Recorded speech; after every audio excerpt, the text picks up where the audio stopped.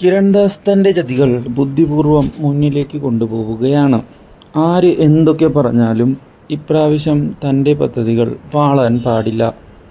അവൻ ഉറപ്പിക്കുമ്പോഴാണ് മീനാക്ഷി അവിടേക്ക് കയറി വരുന്നത്. മീനാക്ഷിയുടെ ഈ വരവ് സ്വപ്നത്തിൽ പോലും അവൻ പ്രതീക്ഷിച്ചതായിരുന്നില്ല എന്നതായിരുന്നു സത്യം. അതുകൊണ്ട് തന്നെ എന്തു ചെയ്യും എന്ന് ആലോചിക്കുകയാണ് ഇപ്പോൾ. കാര്യങ്ങൾ കൈവിട്ടു പോകുമോ എന്ന് ആലോചിച്ച് നിൽക്കുമ്പോഴാണ് മീനാക്ഷി സത്യങ്ങളെല്ലാം ഞാൻ അറിഞ്ഞു. നീ ജയപ്രകാശ് പഠിപ്പിച്ച സ്റ്റുഡൻറ്റിൻ്റെ ചേട്ടനൊന്നുമല്ല. നീ പിന്നെ എന്തിനാണ് കള്ളം പറഞ്ഞ് ഞങ്ങളുടെ വീട്ടിലേക്ക് കയറിപ്പറ്റിയത്? അപ്രതീക്ഷിതമായ ഈ കാര്യം കേട്ട് അയ്യോ അങ്ങനെയൊന്നുമല്ല, മീനാക്ഷി ടീച്ചർ എന്താ ഇങ്ങനെ പറയുന്നേ? എൻ്റെ അനിയനെ പഠിപ്പിച്ചിട്ടുണ്ട്, അത് സത്യമാണ്. ഞാൻ എന്തിനാണ് മീനാക്ഷി ടീച്ചറെ നുണ പറയുന്നത്? എനിക്ക് അതിൻ്റെ എന്ത് ആവശ്യമാണ് ഉള്ളത്? ടീച്ചർ തന്നെ ഒന്ന് ആലോചിച്ച് നോക്കിക്കേ. ഇതിപ്പോൾ ടീച്ചറെ ആരോ എന്തോ പറഞ്ഞ് പറ്റിച്ചതാണ് എന്നാണ് എനിക്ക് തോന്നുന്നത്. അല്ലാതെ ഒന്നുമല്ല. എന്നെ പറ്റിച്ചതൊന്നുമല്ല എന്നുള്ള കാര്യം എനിക്കറിയാം. നീയാണ് ഇവിടെയുള്ളവരെ പറ്റിക്കാൻ ശ്രമിക്കുന്നത്. അതിന് പിന്നിലെ കാരണം എന്താണ് എന്ന് അറിയാനാണ് ഞാനിപ്പോൾ വന്നിരിക്കുന്നത്. നീ അത് പറ. എന്താണ് യഥാർത്ഥ കാരണം? എനിക്കറിയണം. കാര്യങ്ങൾ വ്യക്തമാക്കിയാൽ മാത്രം മതി നീ. അയ്യോ ടീച്ചറെ, ഞാൻ പറഞ്ഞതൊക്കെ സത്യമാണ്. ഞാൻ എന്തിനാണ് നുണ പറയുന്നത്? എനിക്കതിൻ്റെ ഒരു ആവശ്യവും ഇല്ല. അതല്ലേ സത്യം. അതുകൊണ്ട് തന്നെ ടീച്ചർ എന്നെ അവിശ്വസിക്കരുത്. അതുമാത്രമാണ് എനിക്കിപ്പോൾ പറയാൻ ഉള്ളത്. ഇതുകൂടി കേട്ടതോടെ എന്തു ചെയ്യണം എന്നറിയാതെ നിൽക്കുകയാണ് ഇപ്പോൾ മീനാക്ഷി. പക്ഷേ ശരി, എങ്കിൽ നിൻ്റെ അനിയനെ വിളിക്കേ. എനിക്ക് അവനെ ഒന്ന് കാണണം. അയ്യോ അവനിവിടെ ഇല്ല, അതാണ് സത്യം. ഞാൻ അവനിവിടെ ഉണ്ട് എങ്കിൽ മീനാക്ഷി ടീച്ചറെ പരിചയപ്പെടുത്തണമെന്ന് വിചാരിച്ചതാ. പക്ഷെ എന്തു ചെയ്യാം, കാര്യങ്ങൾ അനുകൂലമല്ലല്ലോ ടീച്ചറെ, അതാണ്. ഓഹോ അങ്ങനെയാണ് അല്ലേ? ടീച്ചർ എന്നെ തെറ്റിദ്ധരിക്കല്ലേ. ടീച്ചറിനെ ആരോ പറഞ്ഞു പറ്റിച്ചതാണ്, അല്ലാതെ ഒന്നുമല്ല. ടീച്ചർ ദയവായി എന്നെ വിശ്വസിക്കണം. നമ്മുടെ ചാനലിൽ ഓണത്തിൻ്റെ ഭാഗമായി ഒരു കോൺടെസ്റ്റ് സംഘടിപ്പിച്ചിട്ടുണ്ട്. പങ്കെടുക്കാൻ താല്പര്യമുള്ളവർ ചെയ്യേണ്ടത് കമൻറ്റ് ബോക്സിൽ ഹാപ്പി ഓണം എന്ന് കമൻറ്റ് ചെയ്യുകയും വീഡിയോ ലൈക്ക് ചെയ്യുകയും ചാനൽ സബ്സ്ക്രൈബ് ചെയ്യുകയുമാണ്. വിജയികളെ ഓണത്തിന് ശേഷം പ്രഖ്യാപിക്കുന്നതായിരിക്കും. താല്പര്യമുള്ളവർക്ക് കോൺടെസ്റ്റിൽ പങ്കെടുക്കാവുന്നതാണ്. ഇതേ തുടർന്നാണ് മീനാക്ഷിയുടെ അടുത്തേക്ക് ഇപ്പോൾ നീത കൂടി കയറി വരുന്നത്. നീതയെ കണ്ടതോടെ കാര്യങ്ങൾ നീത കൈകാര്യം ചെയ്യുന്നുണ്ട് എന്ന് മനസ്സിലാക്കുകയാണ് അവൻ. ഓ, അപ്പോൾ നീയാണ് ഇതിന് പിന്നിൽ കളിക്കുന്നത് അല്ലേ? പിന്നെ അല്ലാതെ. എപ്പോഴും നീ മാത്രം അങ്ങ് ജയിച്ചാൽ മതിയല്ലോ. ഞങ്ങളുമൊന്ന് ജയിക്കട്ടെന്നേ. അപ്പോൾ എല്ലാ സത്യവും നീ മീനാക്ഷിയോട് പറഞ്ഞോ? നിന്റെ കള്ളത്തരമെല്ലാം ഞാൻ മീനാക്ഷി ടീച്ചറോട് പറഞ്ഞിട്ടുണ്ട്. നീ ആരാണ് എന്നും എന്താണ് എന്നും ഒക്കെ. നീ വന്നതിൻ്റെ ഉദ്ദേശം എന്താണ് എന്ന് പറയുകയാണ് നിനക്ക് നല്ലത്. അല്ലെങ്കിൽ കിരൺദാസെ, നിനക്കുള്ള 8ൻ്റെ പണി കിട്ടും. അത് ഞങ്ങൾ ഉറപ്പിച്ച് പറയുകയാണ്. ഓഹോ അങ്ങനെയാണ് എങ്കിൽ എനിക്കതൊന്ന് കാണണം. ആ കാര്യം ഞാനും ഉറപ്പിച്ചിട്ട് തന്നെയാണ് നിൽക്കുന്നത്. എനിക്ക് ഈ കാര്യത്തിൽ ഒരു ഭയവുമില്ല. എന്ത് സംഭവിച്ചാലും അത് നേരിടുന്നതിനായി ഞാൻ തയ്യാറാണ്. ഞാൻ പറഞ്ഞതിൽ ഒരു തെറ്റുമില്ല. ഇത് കേൾക്കുന്ന മീനാക്ഷി, എടാ നീ ഇപ്പോൾ നല്ല രീതിയിൽ കളിക്കുന്നുണ്ട് എന്നൊക്കെ എനിക്ക് മനസ്സിലായി. അതെന്തായാലും ഒരു വിധത്തിൽ നോക്കിയാൽ നന്നായി. ശരി, കാര്യങ്ങൾ എങ്ങനെയാണ് നേരിടുക എന്ന് ഞാൻ കാണിച്ചു തരാം. നീയും ഇത്ര കഷ്ടപ്പെട്ട് ഞങ്ങൾക്കെതിരെ കളിക്കുമ്പോൾ ഞങ്ങളും കളിക്കാതിരിക്കുന്നത് ശരിയല്ലല്ലോ. അതുകൊണ്ട് ഇനി ഞങ്ങളുടെ ഭാഗത്തു നിന്നും നല്ലൊരു തിരിച്ചടി നിനക്ക് പ്രതീക്ഷിക്കാം. നീ ആരാണ് എന്നൊക്കെ എനിക്ക് മനസ്സിലായി. നിന്റെ ആരെയും ജയപ്രകാശ് പഠിപ്പിച്ചിട്ടില്ല. അതാണ് സത്യം, അല്ലേ? ഇത് കേട്ട് പൊട്ടിച്ചിരിക്കുകയാണ് കിരൺദാസ്. അപ്പോൾ ടീച്ചർക്ക് കാര്യങ്ങൾ ഏറെക്കുറെ മനസ്സിലായി. എന്നാൽ പിന്നെ ഞാനധികം കാര്യങ്ങൾ മറച്ചു വയ്ക്കുന്നില്ല. എല്ലാ സത്യവും ഞാനങ്ങ് പറഞ്ഞേക്കാം. ദേ, ഈ നീത പറഞ്ഞത് ശരിയാ. നീതയുടെ പിറകെ നടന്ന് ശല്യം ചെയ്തത് ഞാൻ തന്നെയാ. അതിൽ ഒരു മാറ്റവുമില്ല. പക്ഷേ അത് ശല്യം ചെയ്യലല്ല ടീച്ചറെ. ഇവളെ സ്വന്തമാക്കാൻ പോകുന്നത് അത് ഈ കിരൺദാസ് തന്നെയായിരിക്കും. കിരണിനറിയാം എന്താ എപ്പോഴാ ചെയ്യേണ്ടത് എന്ന്. ഇത് കിരണിൻ്റെ വെണ്ണ. ആ കാര്യത്തിൽ ഒരു സംശയവും വേണ്ട. ഇത് കേട്ടതോടെ ആകെ ഒന്ന് ഞെട്ടുന്നുവെങ്കിലും കാര്യങ്ങളങ്ങനെ വിട്ടുകൊടുക്കാൻ മീനാക്ഷി തയ്യാറാകുന്നില്ല.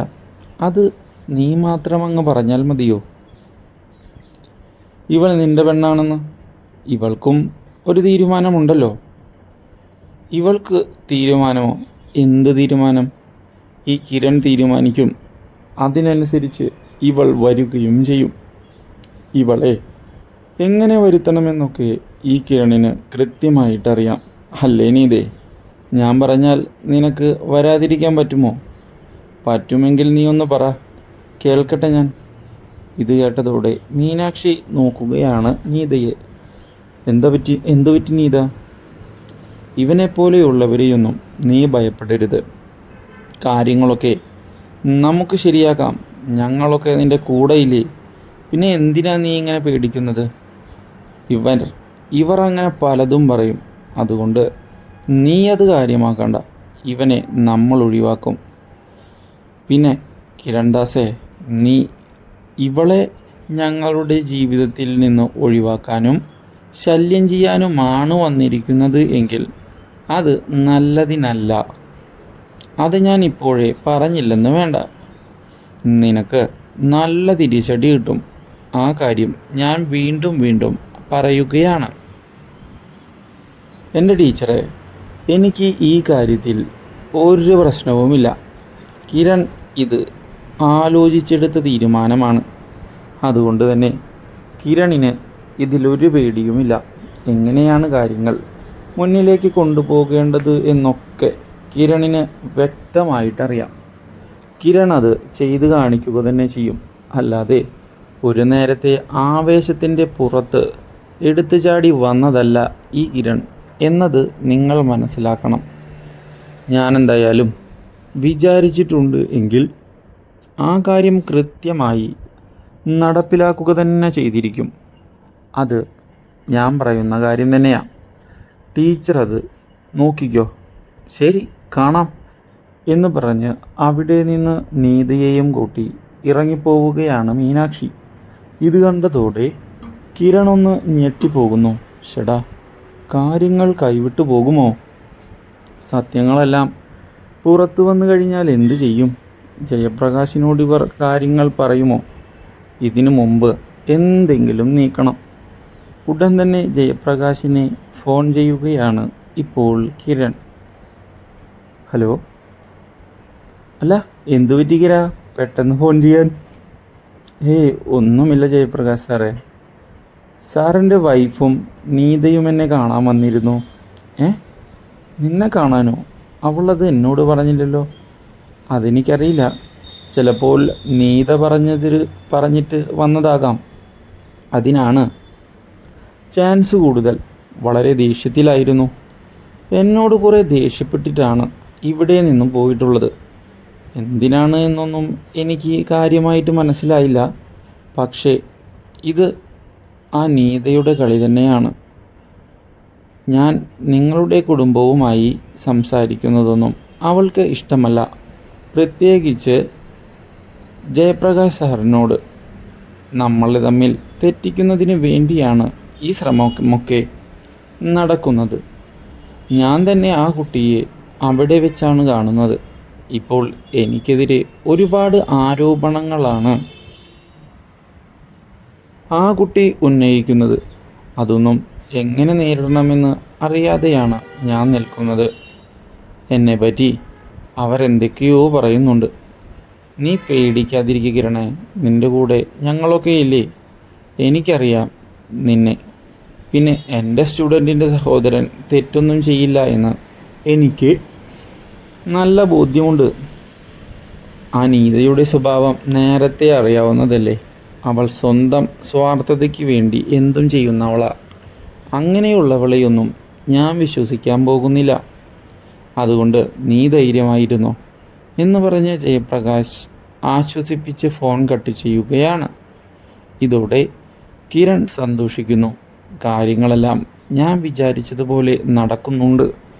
ഇനിയാണ് അടുത്ത കളി എന്ന് ഉറപ്പിക്കുകയാണ് ഇപ്പോൾ അവൻ. ഇതേ തുടർന്ന് തിരികെ വീട്ടിലേക്ക് ജയപ്രകാശ് എത്തുമ്പോഴാണ് മീനാക്ഷി കയറി വരുന്നത്.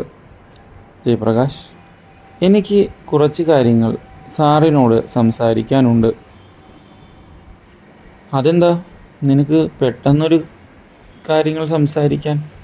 ഒന്നുമില്ല, എനിക്ക് ജയപ്രകാശിൻ്റെ സ്റ്റുഡൻറ്റിൻ്റെ സഹോദരനെ പറ്റിയാണ് സംസാരിക്കാനുള്ളത്. ഓ, കിരണിനെ പറ്റിയോ? എന്താ നിനക്ക് പറയാനുള്ളത്? പറ, കേൾക്കട്ടെ. അല്ല, അവൻ ചെയ്യുന്നതിലൊക്കെ എന്തൊക്കെയോ ഒരു സ്പെല്ലിംഗ് മിസ്റ്റേക്ക് ഉള്ളതുപോലെയാണ് എനിക്ക് തോന്നിയിട്ടുള്ളത്. ജയപ്രകാശിന് ഉറപ്പുണ്ടോ അവൻ്റെ സഹോദരനെ ജയപ്രകാശ് പഠിപ്പിച്ചിട്ടുണ്ട് എന്ന്? ഇത് കേട്ടതോടെ ജയപ്രകാശിന് ദേഷ്യം വരികയാണ്. ഞാൻ പഠിപ്പിച്ച സ്റ്റുഡൻറ്റിൻ്റെ കാര്യം നിനക്കെങ്ങനെ അറിയാനാ? നിനക്ക് അതിൽ ഒന്നും അറിയില്ല. എനിക്ക് മാത്രമല്ലേ കാര്യങ്ങൾ അറിയുകയുള്ളൂ. ഞാൻ ആരെ പഠിപ്പിച്ചിട്ടുണ്ട് എന്ന് എനിക്കല്ലേ അറിയാം. അവൻ്റെ സഹോദരനെ ഞാൻ പഠിപ്പിച്ചിട്ടുണ്ട്. എനിക്ക് അവനെ നല്ലതുപോലെ അറിയാം. അതുകൊണ്ടാണ് ഞാൻ കാര്യങ്ങൾ അന്വേഷിച്ചിട്ട് അവൻ്റെ കൂടെ നിൽക്കുന്നത്. ഇതിപ്പോൾ എന്താ ഒരു പ്രത്യേക ചോദ്യം? അത് ചോദിക്കേണ്ട ആവശ്യമൊന്നും നിനക്കില്ലല്ലോ. നിൻ്റെ സ്റ്റുഡൻറ്റിൻ്റെ കാര്യം ഞാൻ ചോദിച്ചിട്ടുണ്ടോ? അങ്ങനെയാകുമ്പോൾ എൻ്റെ സ്റ്റുഡൻറ്റിൻ്റെ കാര്യം നീയും ചോദിക്കേണ്ട ആവശ്യം ഉണ്ടോ? ജയപ്രകാശ്, ഞാൻ ആ സ്റ്റുഡൻറ്റിൻ്റെ കാര്യമല്ല ചോദിച്ചത്. ആ കിരണിൻ്റെ കാര്യം മാത്രമാണ്.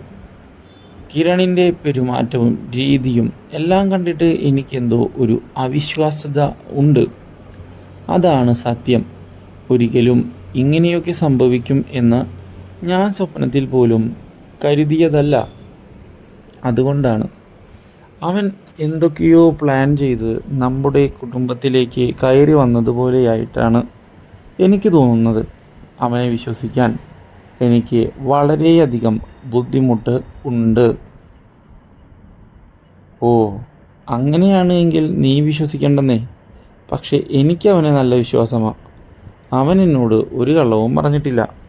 അതാണ് സത്യം.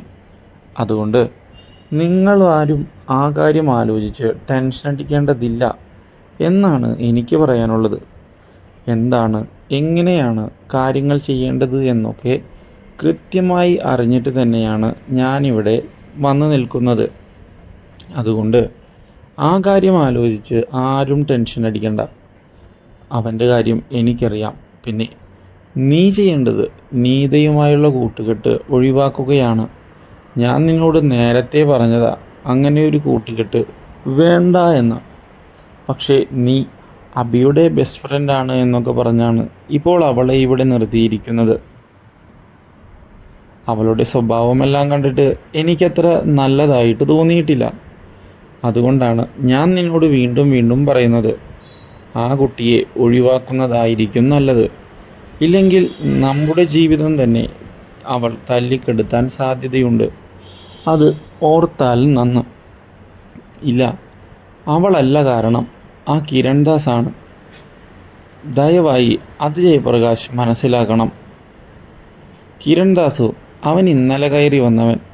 അവൻ എന്നോട് എത്ര മാന്യമായിട്ടാണ് നിങ്ങളെപ്പറ്റി പറയുന്നത്. അല്ലാതെ നിങ്ങൾ വിചാരിക്കുന്നത് പോലെ ഒന്നും അവൻ എന്നോട് പറഞ്ഞിട്ടില്ല.